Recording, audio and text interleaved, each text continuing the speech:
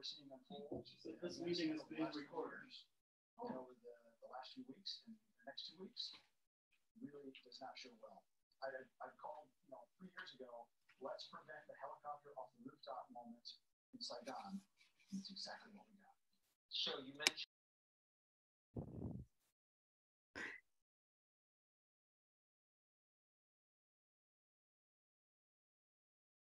after I was injured, I couldn't support my family or understand the insurance forms. You should be careful negotiating on your own.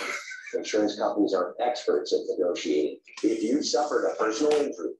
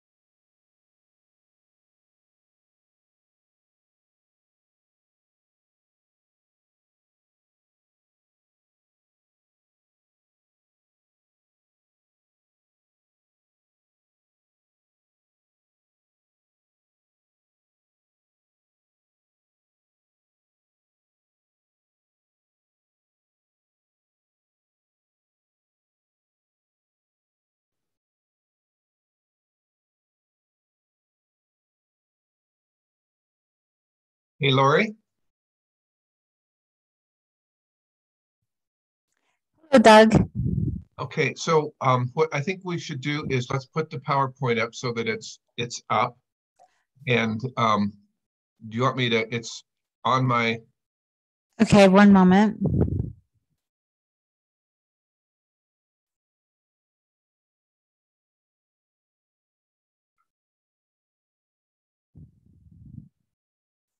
Okay, go ahead and share your screen.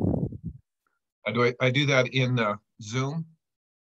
Yes, you'll hit the share screen button and then you Okay. should see any various windows that you have up and click the share screen. Yeah, I want to make sure we've got the right one here. I was starting to worry about you.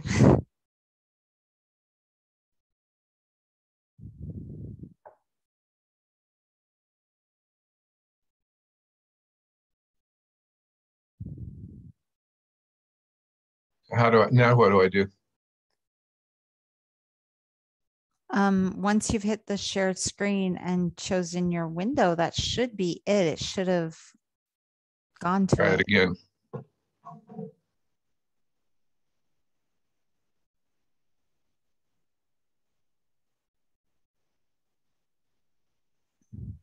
Okay, so share screen. There's the window. Mm-hmm.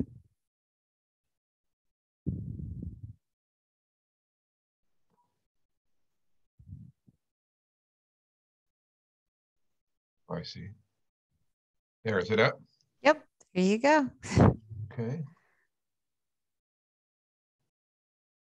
Now, why can't I get it to go full screen? Hit slideshow. I was doing that. Try this.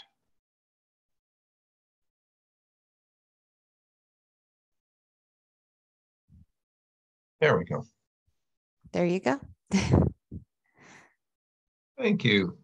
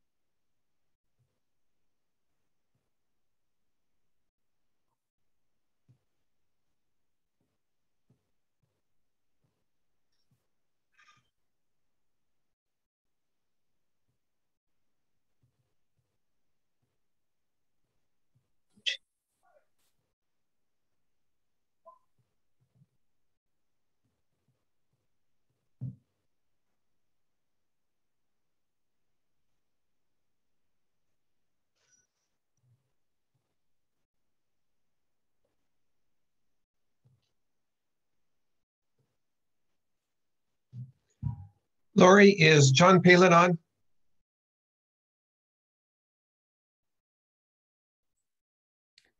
Yes, he is. Yes, I am, Doug. Okay, great. I just can't see you on the screen, so perfect. Well, it's 6 o'clock. Let's get started. Thanks, everybody. I see we've got currently about 53 participants on tonight's call. That'll probably increase by a few more. I want to thank everybody for participating.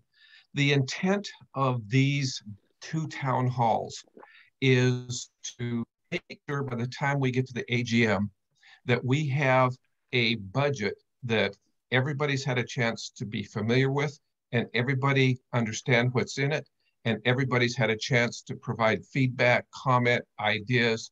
So what we're going to present tonight is not the final budget. It's a first blush at what the folks that have been involved in its development think is a good starting point.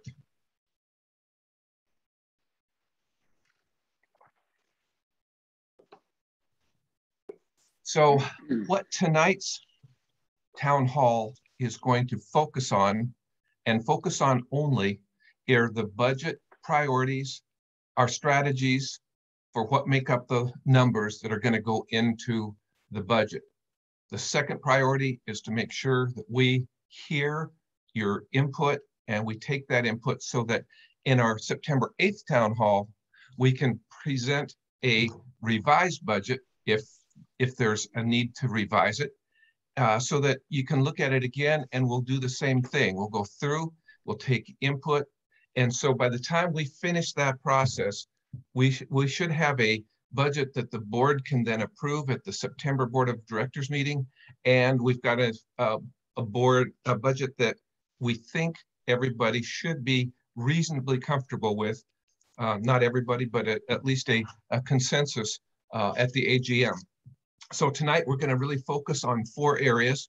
We're going to talk about our maintenance, the administration office costs, what we're doing about reserves, and our revenue.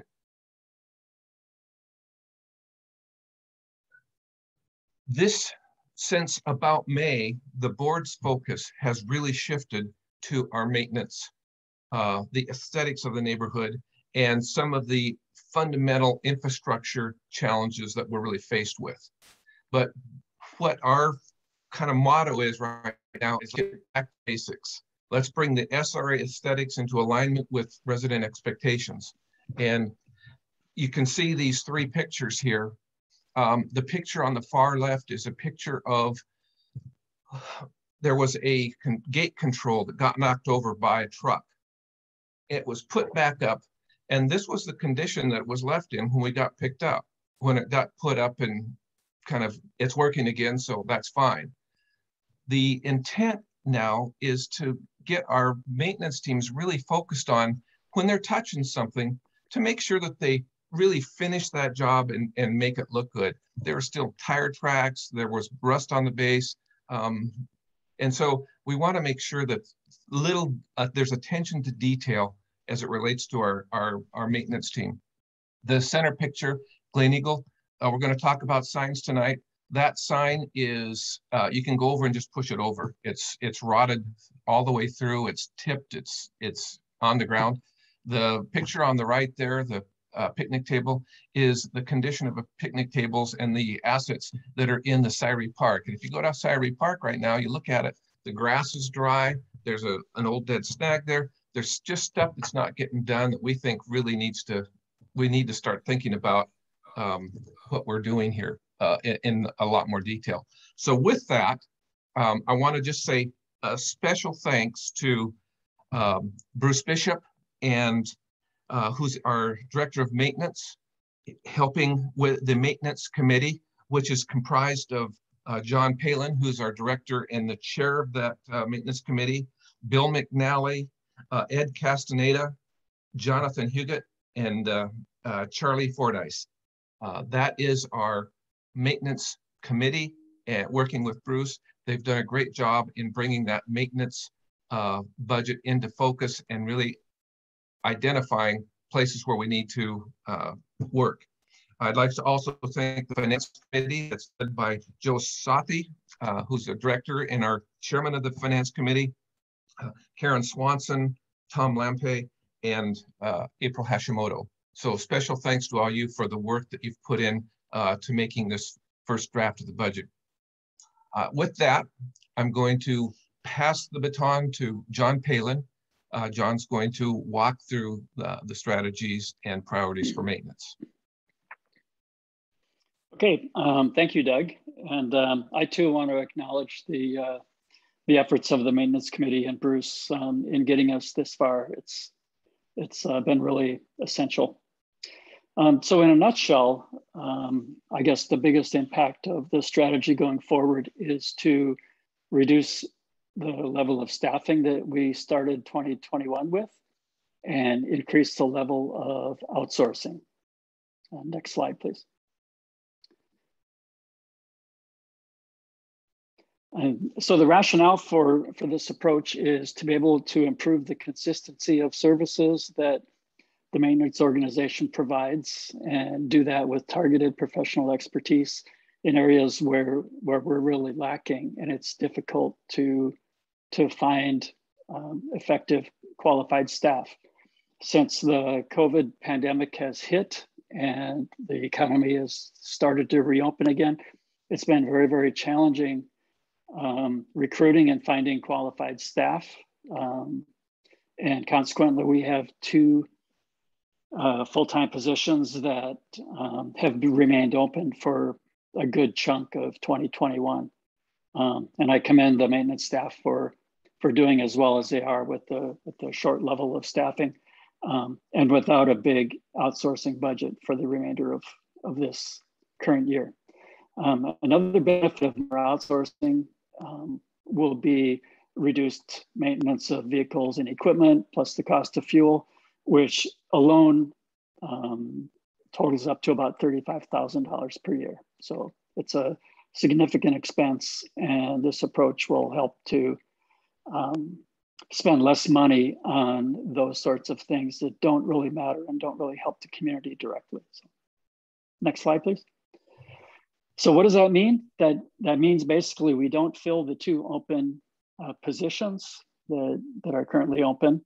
That will leave us with two full-time employees, permanent employees, Bruce the leader, plus one more staff member, as well as one full-time seasonal employee who is focused mostly on watering, landscaping between May and September, as well as one part-time permanent staff who is focused on the street sweeper, both repairing, maintaining, and operating the sweeper itself. We're very fortunate to have that capability in-house at this point, and I hope it continues. When and if that does no longer become possible, the maintenance committee will recommend that we outsource street sweeping and maintenance. In the meantime, with the remaining staff, we will be trying to better align staffing with the actual work tasks that need to be performed that align with the skills and abilities. So for the next fiscal year, 2022, these are the significant projects that the maintenance committee recommends that we tackle. And as Doug mentioned, some of the entrance signs are in really poor condition. The posts that hold it up are rotted significantly on both sides of the posts on at least 9 of the signs. And there's 3 more where there's one post that is in poor condition and one post that is in pretty good condition. So the committee has recommended that we accelerate the replacement of 10 signs that are in the worst condition.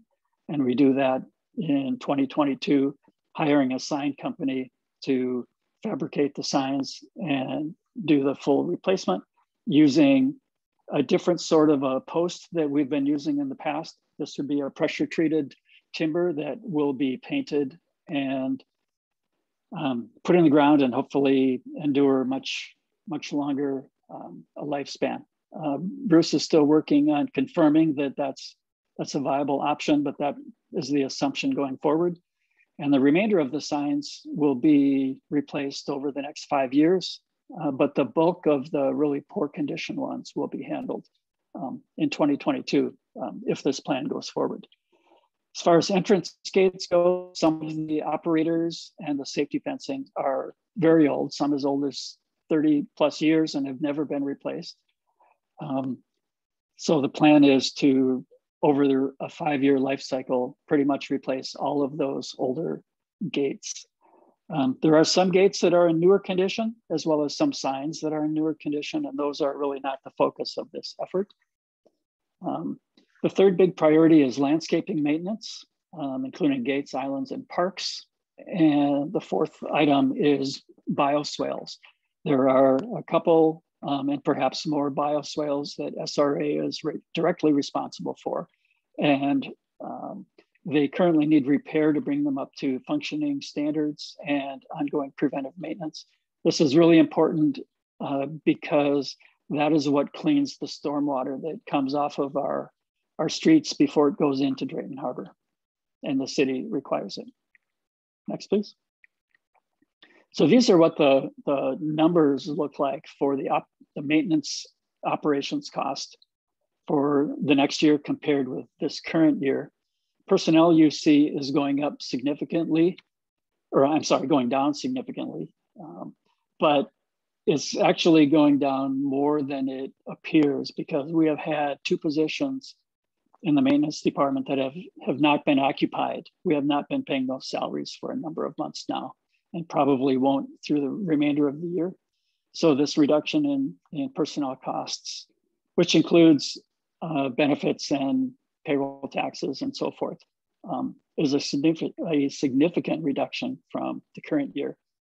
You can see maintenance and repairs are increased substantially. That is primarily because of outsourcing landscape maintenance activities. The other category is up a little bit, and those are things that aren't exactly direct maintenance responsibilities. Those are things like security for the building, electric utilities, water, and so forth. So in the end, you can see that the forecast this year versus next year, it will be an increase of somewhere around $40,000 or so. And it will comprise a bigger percentage of the total budget, going up from 38% this year to 45% next year. Thank you. And I will turn it over to Joe to take over at this point. Thanks, John. So one of the reasons why we are on Zoom right now is because there has been a COVID outbreak with one of the spouses of the staff. So we're hoping to get together and have a meeting in the SRA Center, but now we've had to deal with the conditions that we're in. And so we're a little disjointed with maybe technology or whatever, but we're doing the best that we can. So the one thing we're going to do this year, or I should say in 2022, is we're going to focus on efficiency of administrative operations. We're going to identify all projects and tasks that need to be done, and we're going to focus on them and get them done in the best way that we can. We're going to continually prioritize and reprioritize items that come up from the beginning of the year through to the end of the year. As many of you know, because many of you are involved in your own businesses or significant positions in larger businesses, you cannot assume at the beginning of the year or the beginning of a quarter that what you prioritize for today or next week or next month is going to be the same on an ongoing basis. But we're going to focus on tasks that are important within the community in order to become more efficient and run the business more efficiently. One of the things we're doing is we've now moved to one bank, and most of you would think, well, what's the big deal? Well, when you have 4 banks and about a dozen to 15 different accounts, you're continually having to move money around, and you're dealing with, we need to put money over here, we need to put money over there. With one bank account, all money comes in, all dues and or our revenues coming from ASC, et cetera, comes into one bank account and all money comes out from one bank account. It's a lot easier to be focused on tasks and at hand that are important rather than administrative bureaucracy, as I call it. In addition, one of the things that we are going to do starting in 2022 is we are going to set up a pay portal where each of you as residents will be able to pay directly to that portal in an online system where you can put in your bank account routing information and account, and your dues will be paid at the time you do it directly from your bank account.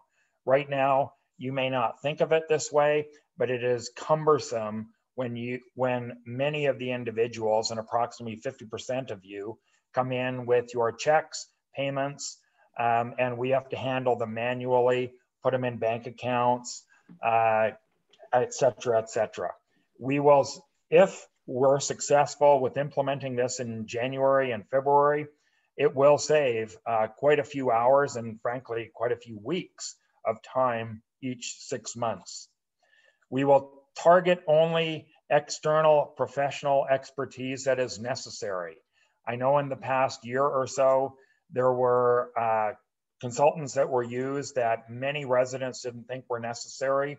We are only going to source professionals that are necessary, whether it be professional accountants to do the audit or review of our books, whether it's lawyers for key legal matters that come up, whether it's HR professionals that may be necessary for staff or for consultation on staff issues, and or an external accountant to do the books as opposed to a staff member to do the books. We are going to be as efficient as we can with external people. IT upgrades, we've made a good stride forward in the last month because none of the computers talk to each other. The system that was used by the staff was questionable at best. And John Palin, who you just saw present, was instrumental in helping us implement a system that we believe is going to be focused on more productivity in-house. You can change the slide. So in total for administration, what personnel is the biggest cost. It always has been. In total for the SRA, personnel is approximately half of the total budget of what each of us pays for as residents. On an administration side, the reason why it's going up is mainly because we're looking at the possibility of making the part-time person in the office a full-time person as we move into 2022. That is basically the only change of significance that we are looking at making. Professional fees in 2021, we were burdened with approximately $100,000 of fees early in the year with a consulting contract that we will not be needing or not be utilizing at all as we move into 2022. So basically that 100 grand is being removed as 2022 hits us. All the other costs to do with the ASC, office costs, insurance, et cetera, are both the same from year to year. So as a total, administration costs are looking to decrease from about $534,000 in 2021 as an estimate to just over $450,000 in 2022. Next slide, please. So this is the overall operations of the SRA for the operations fund. So in 2021, the total we're going to spend, estimating, is about 960 grand. Of that total, about 480 of it, which is about half, is based on personnel, of which at the beginning of the year, there were 7 full-time and 1 part-time. As we close out the end of the year, I believe we're going to be 5 full-time and 2 part-time. And to John's point, in maintenance, we are not going to be hiring another full-time person at this moment in time.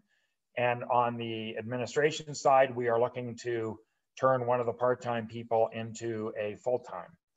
Maintenance repairs, John talked about that in the maintenance budget. Professional fees, I talked about that in the administration side. And other is everything else associated with the community, which includes the building, all the costs associated with the building, things like insurance, office supplies, utilities, et cetera, et cetera. And that's relatively consistent from year to year. So what we're looking at doing is lowering at this moment in time the total costs that the association is going to spend by approximately, I think that equals about $45,000, which is close to 5%. Next slide, please. So for the reserve fund, so in 2021, the original plan that was put forward at the AGM has been shifted around considerably to the items that we have identified that would be more likely to need spending. One of the things that came out in the last approximately month is located in 2021 is towards the bottom of the slide. There are 3 bioswales, 2 of them being at Drayton Hillside, which is the responsibility of the SRA.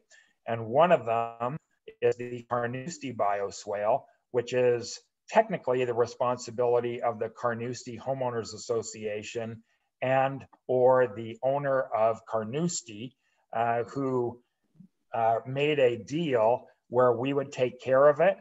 However, in the last couple of weeks, we have had a survey done with investigation, and both of them have not been maintained over the, I should say all 3 bioswales have not been maintained the way they should have over the last number of years.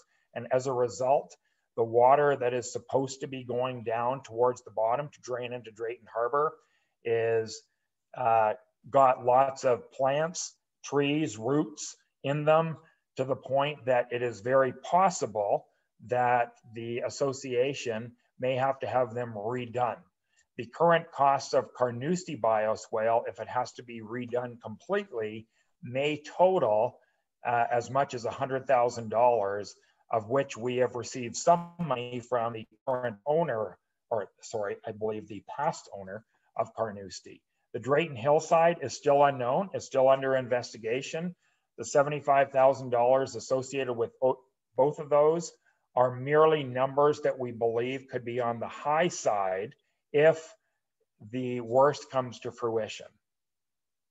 Those are the items in 2021 that have not been spent, that are significant, and that we are trying to manage as new items that we've just found out over the last month or 2 months about the condition of them.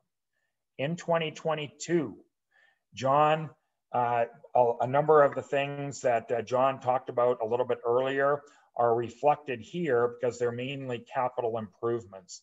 The 10, I believe it's 10 sign improvements, approximately cost about $7,500 each from what we have been told. So there's the $76,000 for about 10 of them. I believe he said that there are going to be approximately 4 gates or 5 gates a year that are going to be done. So there's the approximately, or 23 grand reflecting those. And the other things are trivial in nature. Next slide, please. Here is an idea of where we get our money from. So an ordinary lot with a home, which comprises about 2/3 of all of our properties here, reflects approximately $980 per lot for the lot with a home for the year. So we collect just over $800,000 from dues for the operating fund.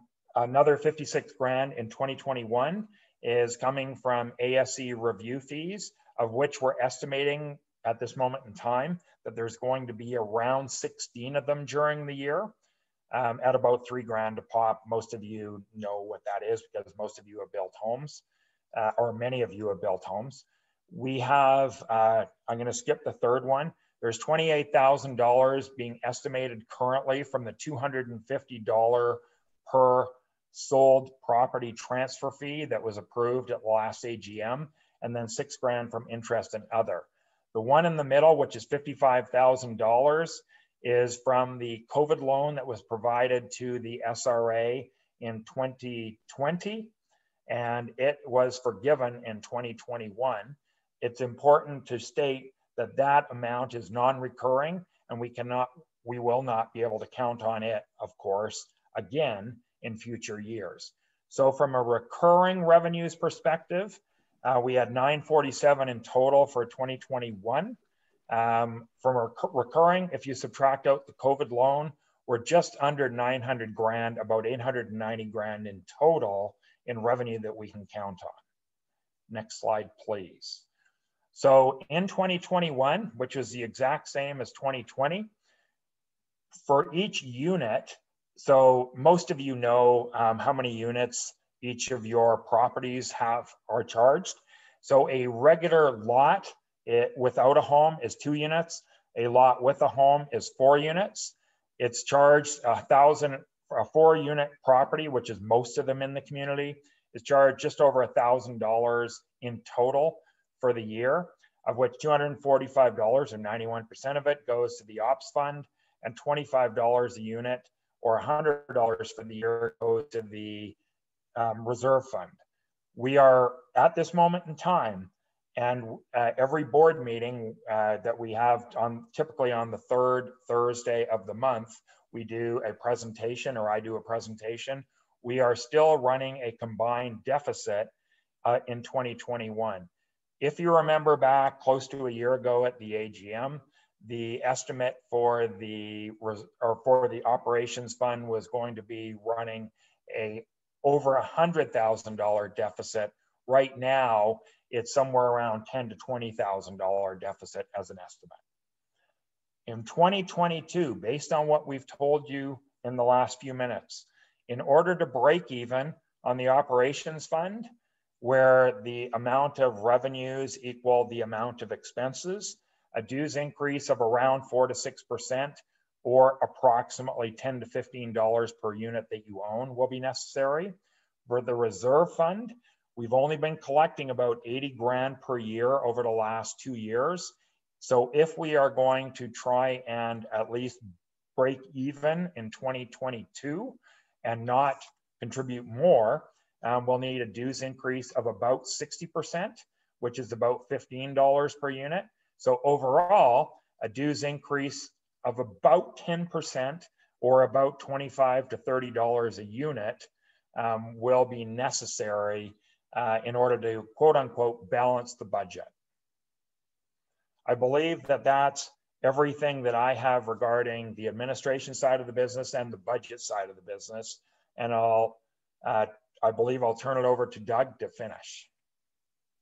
Well, before we start into our discussion about the priorities and strategies, I just wanted to take a minute to remind us that community involvement and constructive input is really essential in maintaining a cohesive, fully functioning community.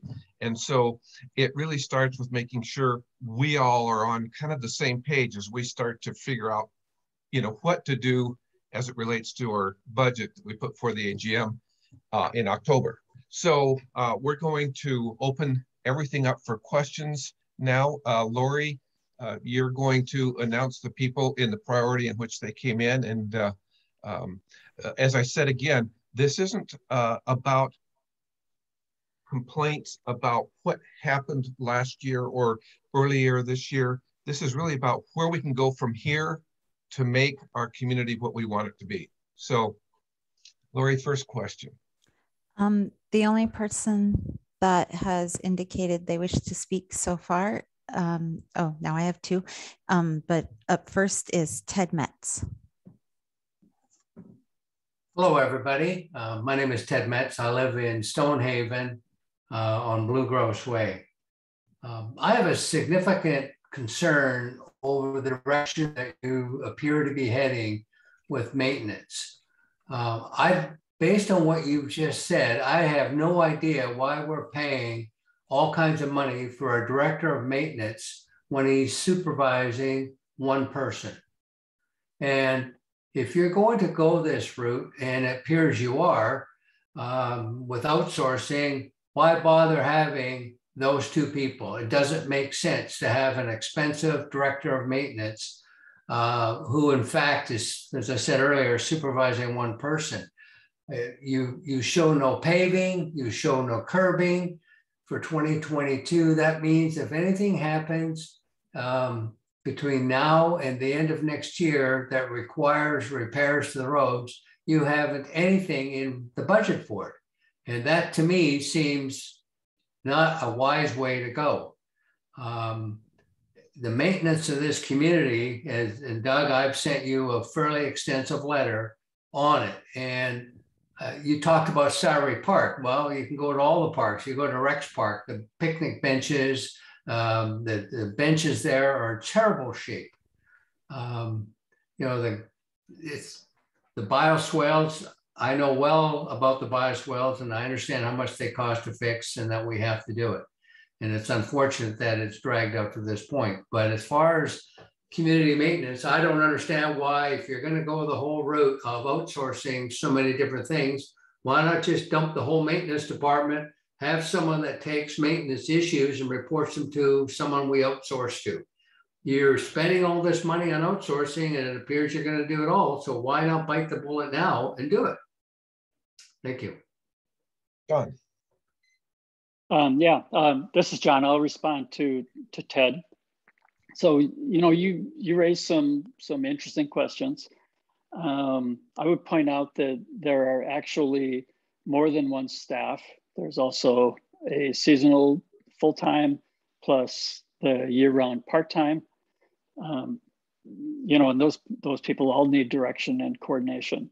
But more importantly, with outsourcing for large significant contracts, it's a lot of work to get those in place and to supervise and make sure that the work is being done as contracted and on time and satisfactorily. So you know, that is going to be a bigger piece of the pie going forward with, you know, less direction of in-house staff, although there will still be more than you mentioned.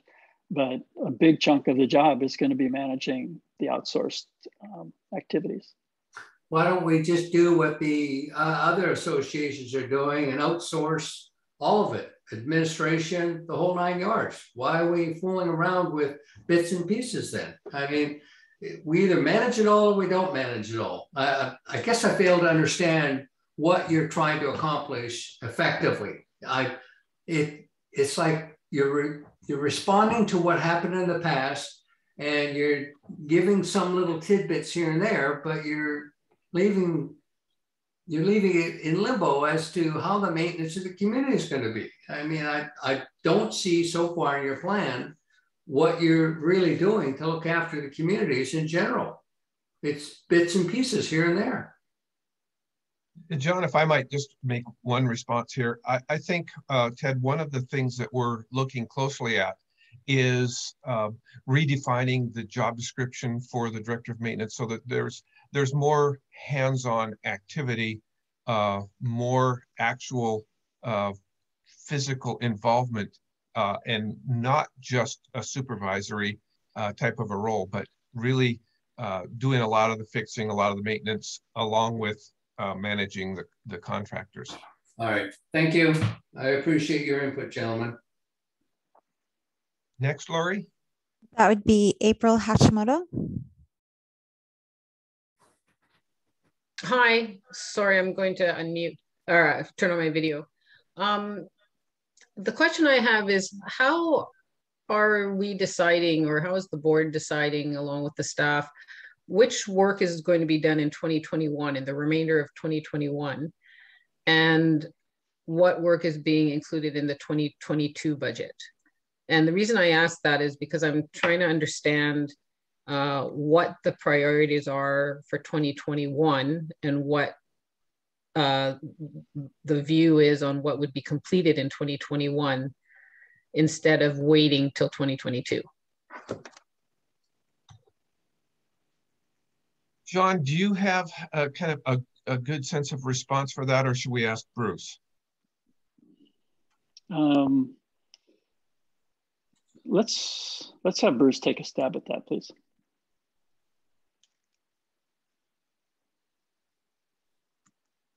Are you muted, Bruce? Laurie, is Bruce still on? Yes, he is. He Okay. is unmuting himself. Okay, can you hear me now? We can hear you. Yes. Okay. April for 2021, our focus right now, believe it or not, is getting the gates back in shape so they'll function this winter. That was a bad problem we had last year. Coming into September, we actually are starting to plant for fall and winter or spring next year. That's one person a full month of September as an example. As we move into October, we're preparing for winter, getting our equipment ready, training. We only have one person that was here last year that had minimal training on snow removal, that type of thing. And then when the storms come in, actually you see the street sweeper out. It takes one, if not two people to stay ahead of the street sweeper to get the brush and other stuff that the sweeper won't pick up off the road. So our priority is basically is just to keep the, I want to say SRA roads and such open and keep the equipment functional till we can get into 2022. So did I understand correctly that some gate replacement is happening in 2021? No, there's just minimal repair. For example, in the past month, we've had 3 main chain drivers fail. So what we're doing now is going through looking at those main chain drivers, getting them functional so they'll operate. We're tightening chains. You'll see us out there working on those. We also are looking at the safety edges. So the top items that will be included, or the top priorities for maintenance the remainder of 2021 are to repair the gates that have mechanical problems, to plant for fall, and to street sweep and snow remove during the winter, I guess up to the end of December. Are those the main things? In general, yes. And is the reason for that because that is what we have the budget to do? Or is the reason for that, like if we want to do that, does that cover the budget? Does our current budget fund that, or is it short, or do we need more? No, it's staffing levels right now.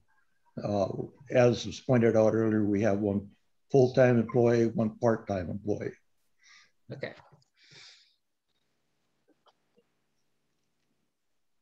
Okay, thank you. May I add something as well to that question or to the answer? One of the big significant things is the bioswales. So I know that Bruce and others on the maintenance committee, unfortunately, have had to spend a bunch of time dealing with the 2 Drayton Harbor and the 1 Carnoustie bioswale. And until they're resolved, which we hope will be sometime before we get some bad weather in the fall or winter, there will be an amount of time, both internal as well as external, but maintenance oriented on those issues. Thank you. Next, Laurie. That would be Ken Owens. So during your presentation, you talked about the online payment portal and how that is encouraging people to use that will enable the staff to save money by not having to manually process checks and all that. My thought was maybe it would make sense to incentivize people to use the payment portal by providing a discount, save $5 if you use the online payment portal or something like that, or a disincentive if you bring in the checks, you have to pay extra. I understand exactly what you're trying to accomplish. I just think providing some kind of incentive or disincentive might make sense. Thank you for the comment, Ken. And we're open to all kinds of different thoughts. And if we are able to encourage residents to act in ways that make it more efficient for staff, that would be great. If we have to throw a couple dollars their way or maybe throw a penalty their way. That's not necessarily the way we want to incentivize or penalize them, but we'll certainly look at it, because what most people don't realize is that the act of bringing in a check to the association actually means that we have to do a series of manual processes, including taking that money to the bank, which has happened all the time until actually the month of August. So we'd like to look at trying to move residents into a direction that we would prefer. But one of the communications that we would like to present to residents is it will make everything easier for everyone, make everything more efficient within the staff if they were, and now many of you actually make payments online through your banks. And the way this payment portal is going to be done is through our bank, which is called CIT Bank. It is not going to be handled by the association. It is going to be managed entirely by a bank. Many of you probably have worries about security. Well, the security won't be held by us in the routing number or your bank information. It'll be held by the bank, which of course has much more significant levels of security than we at the SRA have. So that's a very good idea. I'm hoping we don't have to go into incentives or penalties, but if to get people to change their way of doing things, it's necessary, then maybe we'll take that under advisement, and thank you. Next, Lori. Ted Metz wants to comment regarding the payment portal. Yeah, I listened to your discussion on the payment portal, and there isn't any way in God's little earth that I would ever put my personal banking information into something headed up by the SRA at this point. I do not trust the SRA to handle the money other than giving them a check, either from my bank or directly myself. And to say that you have the audacity to suggest that you're going to penalize me or anybody else that brings a check in is outrageous. And I hope you make sure you put that on the annual, when you send out what we're going to vote on, that you vote on that you can't, if you take a check, you're going to get a penalty. So, because you know what will happen to the budget, it'll get defeated because many people do the budget. That is so out of line. Thank you. Thank you for your comment, Ted. Well, we hear you loud and clear. And by the way, we are not going in 2022 going to be having the SRA and the IT handle any of the payments. It will be moving to being handled by our bank. I don't know if that'll make you feel or other people feel any more comfortable, but it makes me feel more comfortable that it's not going to be the SRA who is handling and owns the banking information that the residents have provided, by the way, including my own. All right, thank you. Thank you. Next, Lori. That would be Barry Denny. Thank you so much. And I would just second exactly what has been said by Ted.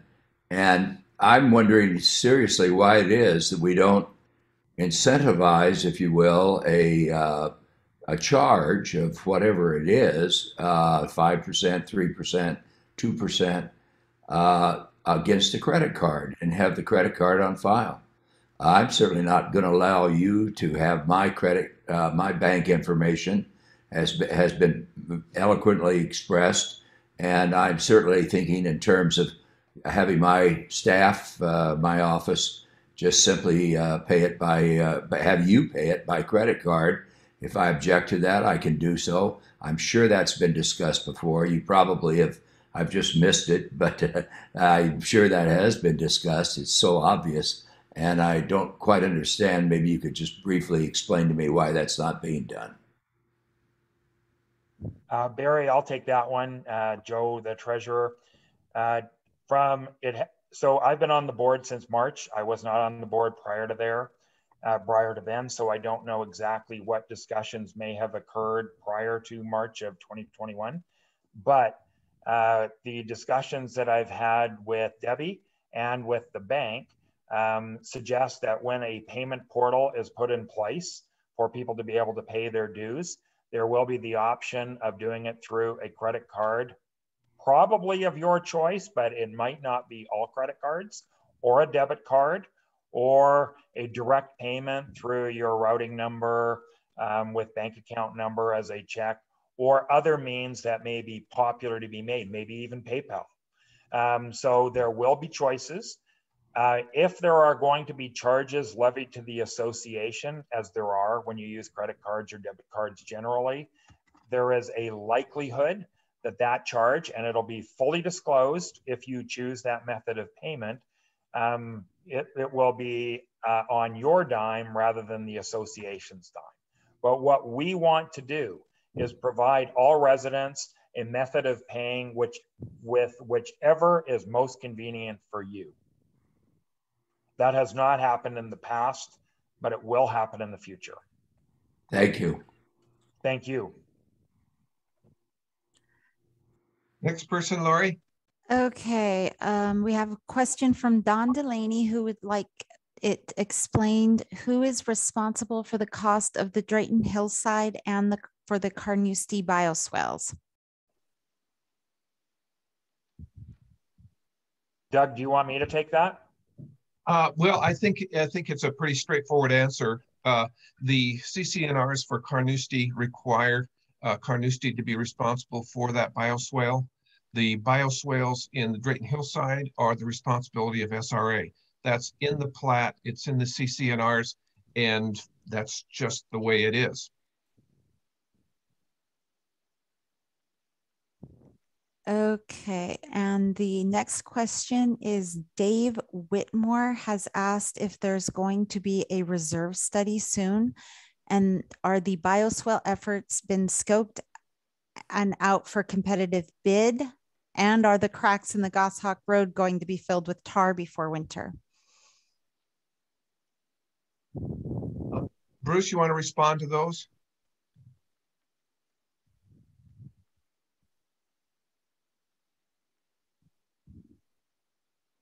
Lori, why don't you give me one question at a time again? Okay, first one. Well, is there going to be a reserve study soon? I'm hoping to see that happen in 2022, yes. Bioswale efforts, are they out for a competitive bid? The Carnoustie bioswale has been sent out for competitive bid. We've got one response back, and I've just recently had another contractor interested in looking at it. And then he has one thing, Bruce, just give a little bit of an update on what's happening with that, because there's been a lot of, I think probably a lot of discussion around the community about, you know, a number that came up that was a big number, and we've gone back and just kind of bring everybody a little bit up on what's happened there, so that they know what to expect as we go forward. Okay. We initially went out for bids to 5 contractors. One came back with a very high number, roughly $76,000, which is $40,000 to $50,000 more than we expected. We went back and started looking at the bioswale, talking with the engineer. Several people on the maintenance committee got involved with looking at what the problem was in the Carnoustie bioswale. We now have a planned meeting next week to take a look at what actually is the problem, what is the repair, and see if we can't really find out what the actual cost would be. We're hoping to see that number come down dramatically. Okay, and the last question is Goshawk Road going to be filled with tar before winter? I'm sorry, Lori, one more time. Is Goshawk Road, cracks in the Goshawk Road going to be filled in before winter? I can't, I'm sorry, I hear some road being filled in. Goshawk Road, will it be filled in before winter? Sorry, I don't understand the name of the road. I don't know of any road plan to be filled in. Lori, I think it's probably the answer to that is we'll go out and take a look at it. And Bruce's team will go out and take a look at it. If there needs to be tar put in some cracks in that road before the cold weather hits, it will be put in. Okay, Cindy Wilkie is up next. Yes, I'd like somebody to explain to me the purpose of these gates across across the roads that we're talking about spending quite a bit of money on and replacement on. Explain to me why those exist and what they're for. What was it that you were asking about, Cindy? The gates that are across the entry into the development. What are those there for? What do they accomplish? I'm not quite understanding if they need to be replaced. Why are we spending the cost on that? Because first off, I don't understand what their purpose is. So explain to me what their purpose is. Doug, do you want to take that or you want me to? Well, I think there's two answers to that question. The first question is the money that we're spending on the gates. We're not replacing the actual gate itself. We're replacing the mechanical parts inside that open and close the gates. Correct me if I'm wrong, Bruce, but and we're trying to make sure that we have preventative maintenance in place to make those gates operate function correctly and reliably. The reason for the gates is that Semiahmoo has been and continues to be a gated resort community. And to many, a gate provides a sense of security. And it also creates a sense of difference in location compared to other places. So I don't think that we want to, in this discussion, talk about whether or not we need gates or don't need gates. We may want to talk about that at the AGM or at the next board meeting, but I don't know that we want to talk about that tonight as it relates to how we're focusing on our budget. Because we won't make a decision on the budget relative to that over the course of the next 2 weeks. Because you call it a gated community, but it's really not. It's gates across roads. You can get into the community a dozen different ways without going through those gates. You can get access almost anywhere. As I drive around the community, I can see that because we don't have fencing around the community. So I'm not quite understanding how we call it a gated community when there's not very limited access. Okay. Okay, Dave Whitmore has also asked if the Finance Committee reviewed the bioswale's scope of work.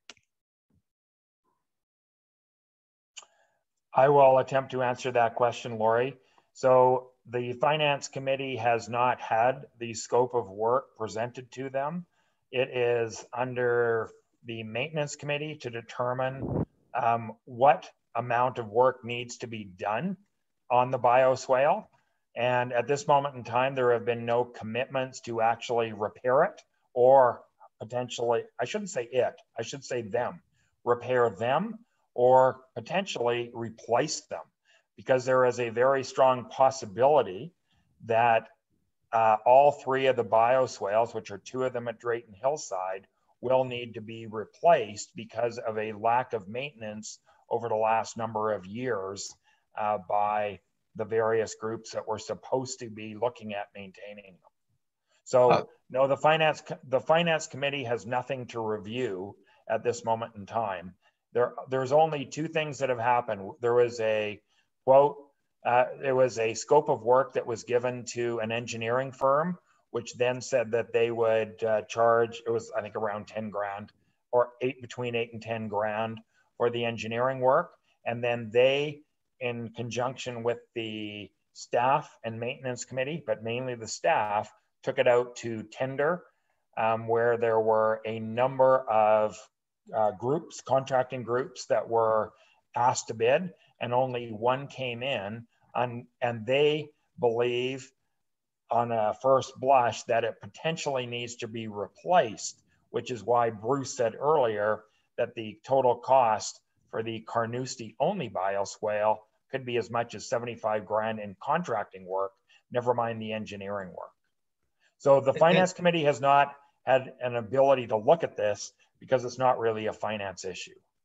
And just to add to that, there's a meeting Monday with the contractor, or with the engineer, with Dave Eulis and Alec and Bruce will be there. Mr. Haggart will be there, and who is an engineer who lives in Semiahmoo. And we're going to really try and pin the engineers down to what specifically needs to be done to repair that if possible. You know, the other thing I think for anybody that's a Carnoustie resident that's on this town hall meeting, the developer that originally developed the Carnoustie bioswale and was responsible for its maintenance over the years, that neglected to do that because of the foreclosure, the lender that had it, that whole thing, it really kind of transfers down the chain of title. And so the owner of the remainder of the property still has a big potential exposure there. So it's not just limited, I believe, to just the homeowners at this point. Okay, next is Mike Becker. Evening. Thanks. First of all, thank you all for putting this together, because having done budgets for corporations for a while, I know it's never easy. And with an association, you have a 900-headed snake that maybe wants to pull in different directions. So thank you very much for doing this and coming online to present it. Since the topic of gates was raised, I have really a comment more than a question and food for thought. Being in Drayton Hillside, we spent much of this year without a gate, because one of our gates is a different style and the maintenance has been problematic, and I empathize with that. But it's also been a bit of a test case for us. So maybe it is time to look at whether gates are effective or not, since we had been without a gate and without that perceived security for so much of this year. We actually have a good realistic case study to see if there is any difference in security when there isn't a gate.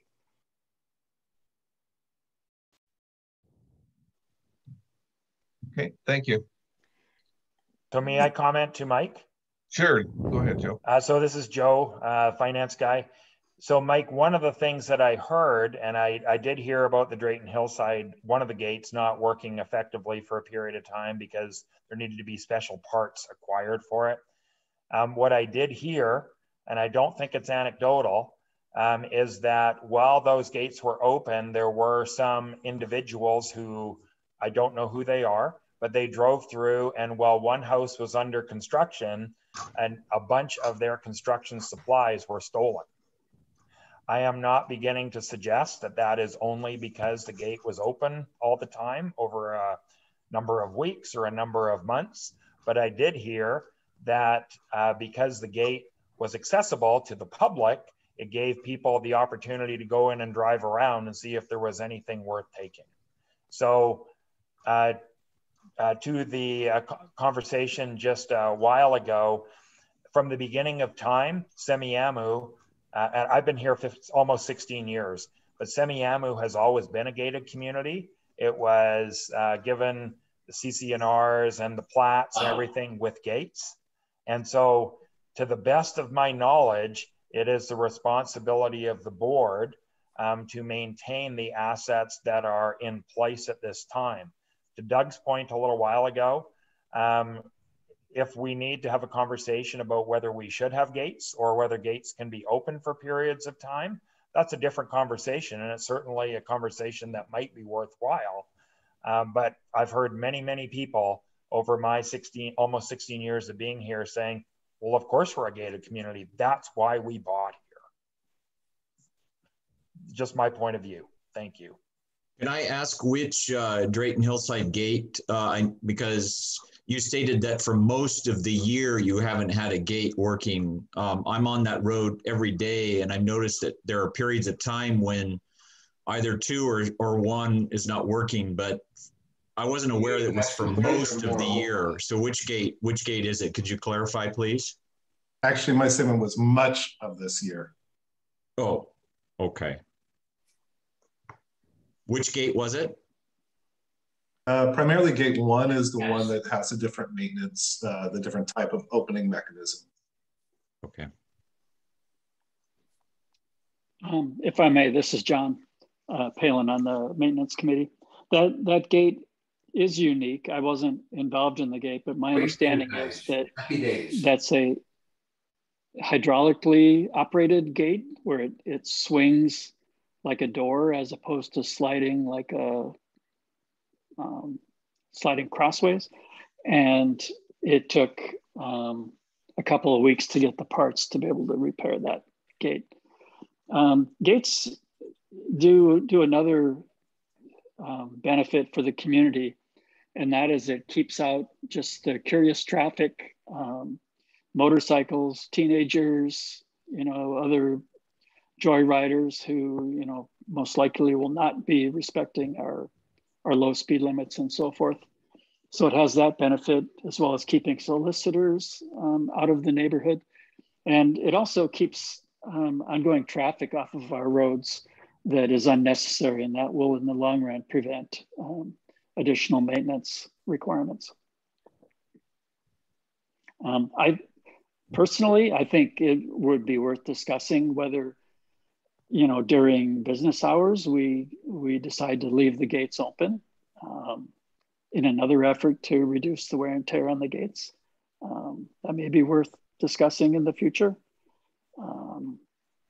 But on the whole, I think if you look at crime statistics through the Sheriff's Department, the city, we have much, much less crime than the surrounding areas that are not gated.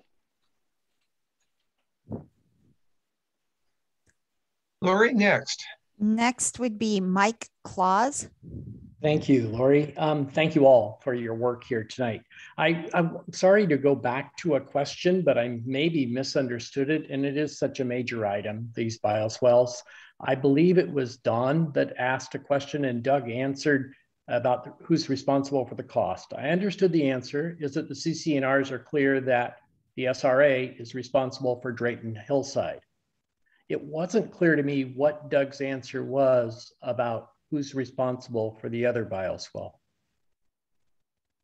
The Carnoustie bioswale in the plat and in the CCNRs for Carnoustie, it's very clear that the Carnoustie HOA or the developer, until he turns that over to the HOA, is financially responsible for or just responsible for the maintenance and repair of that bioswale. Now, last year, because there was a need, because the houses were being built there, the storm runoff was increasing because of the homes. City came out, tested the bioswale, and it failed. So an agreement was struck with the developer that was in process of buying the rest of the Carnoustie property to, it was an agreement made with SRA that they would put up $32,500 and that the SRA would then take responsibility for making sure that it got fixed.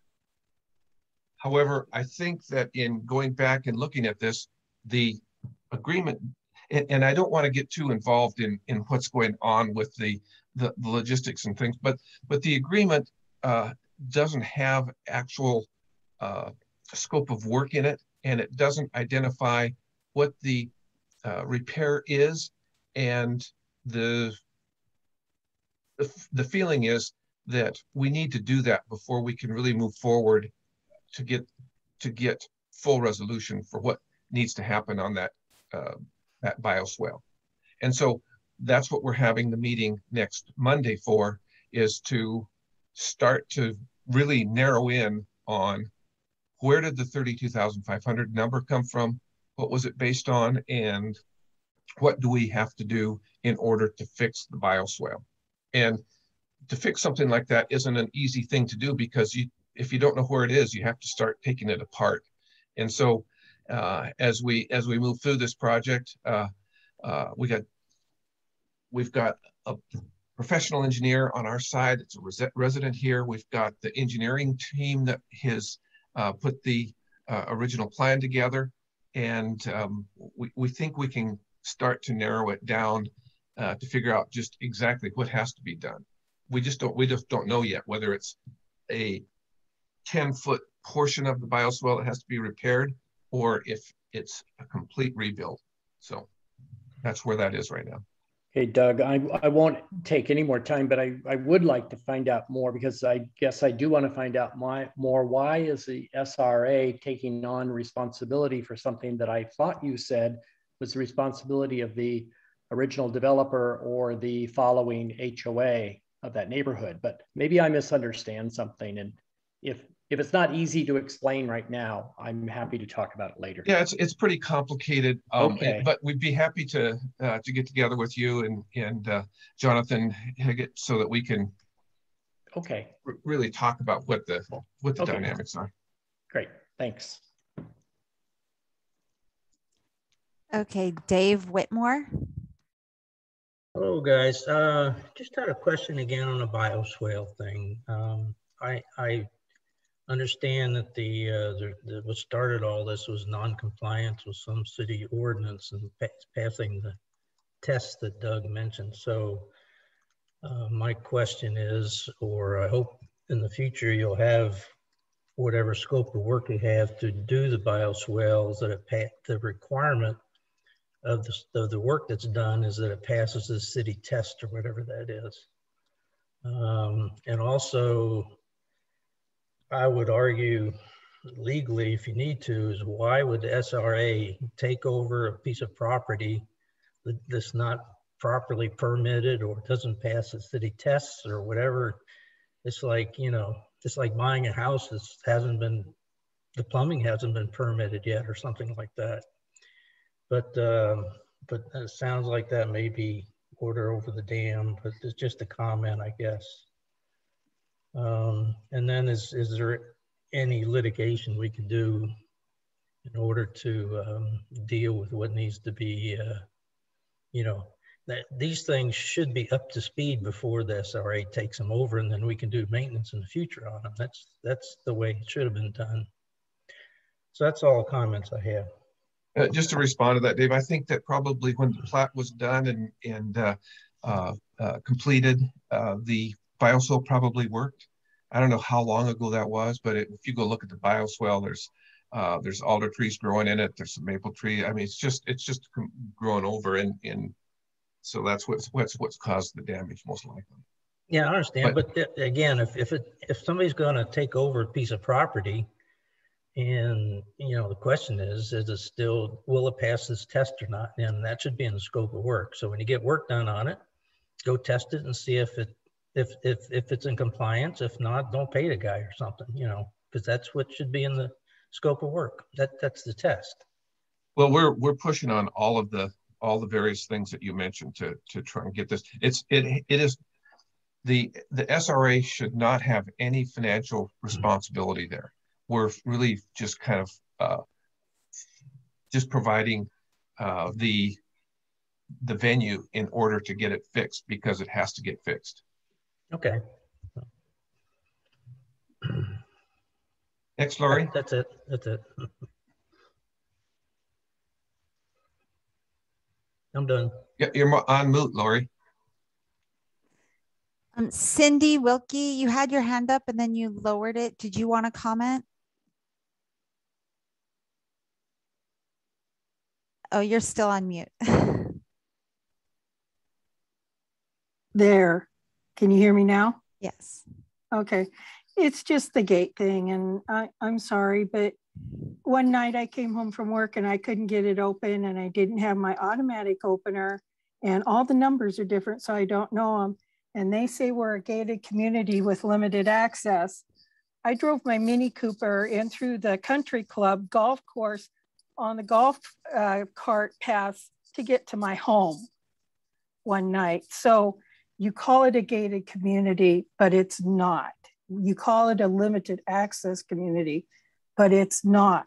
So Cindy, I'm just going to can walk on. I'm going anybody to just interrupt can walk onto the place.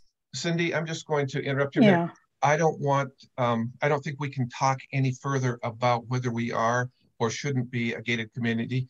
We're really trying to focus on numbers and our priorities for the year. If we want, like I said, if we want to make that an initiative for the AGM or at a board meeting to put something together to explore that, I think it's great, but it's a much bigger discussion than this budget town hall. Okay. Next, Lori. Timothy Connolly, I'm not sure if you wanted to comment or oh, okay, they're on the phone, but with their son who called from far away. So I will just, if everybody can't see it in the public chat, they said that they'd like to commend the maintenance staff for the work done recently on Rex Park to find and repair the sprinkler system. Rex Park went through a phase where it was white and uninviting, untended. Now it is green and a lovely gathering park area and a great improvement at the intersection immediately after the St. Andrews Green Gate 3 entrance. Well done and money well spent. And that was from Tim Connolly. Thank you, Tim. Next call. And that is all that I have who is indicated on the public chat that they would like to speak. Okay, and we have all the questions that came up that were written questions or anything? Okay. Yes. Okay, well, I just, we'll pull this together to say thank you to everybody that took time to participate tonight. Special thanks for everybody that was worked on pulling the budget numbers together. We're going to have another one on August 8th. September 8th. I'm sorry, it's September 8th. And we're going to go back, revisit where we are. And if anybody has any suggestions for direction change or anything like that, please email them into Debbie. And Debbie will make sure that we look at them all. And we're going to make every effort that we can to reply to everybody that sends comments in, and we want to make sure that we have your input so that we have a budget that's not going to be a surprise to anybody in October. Thanks, everybody. Appreciate. Talk to you later. Thanks, Doug.